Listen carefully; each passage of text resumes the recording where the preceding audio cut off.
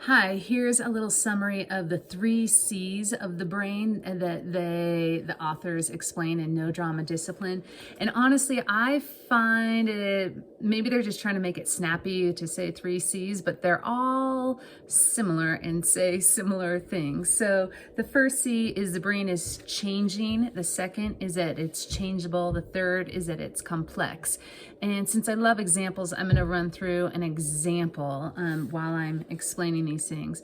And it's the example that's in the book. So parents are trying to leave in the morning, 2 kids, and the mom says to her youngest, Nina, you're going in Dad's car. And her 4-year-old just breaks down on the front steps and says, no! And so her youngest wants to go with her. And so with this 4-year-old breakdown, it's how to address it. And first, in considering the brain is changing, what that means is they explained that the upstairs part of the brain has not fully developed at birth and is developing throughout childhood. So then in this situation, the mom recognizes, okay, this makes sense. My daughter is in her downstairs primitive reactive part of the brain, and she doesn't have logic to realize, oh, well, mom's work isn't near my daycare, so I go in Dad's car. She doesn't have that logic. So that's the first part in the changing.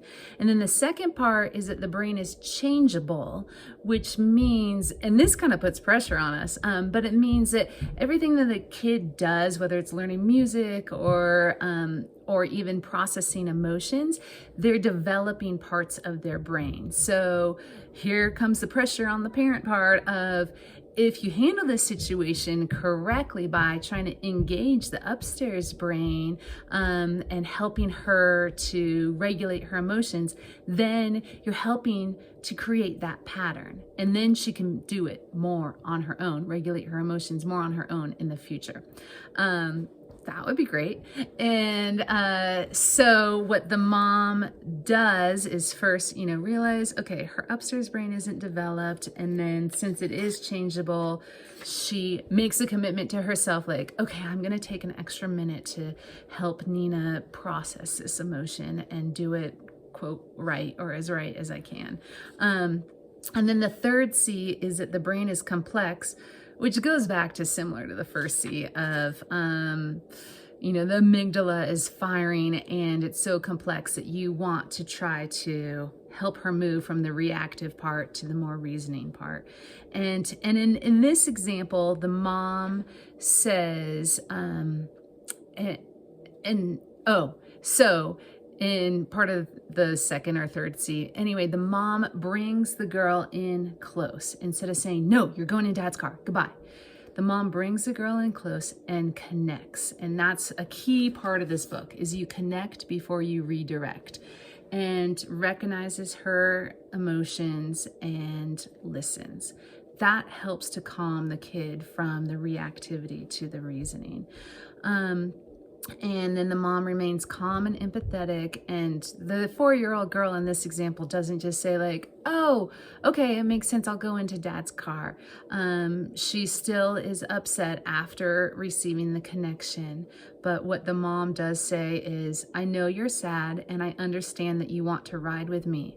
I would like that too, but we can't make that work today. Would you like to climb in, or would you like Daddy to help you get in the car now? Daddy will be with you to comfort you on the way to school. I love you, and I'll see you this afternoon.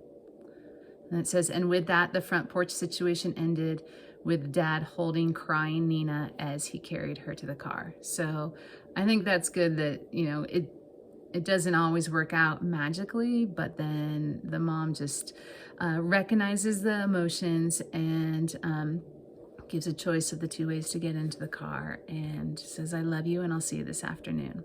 So that's a bit of the 3 C's and an example. Bye.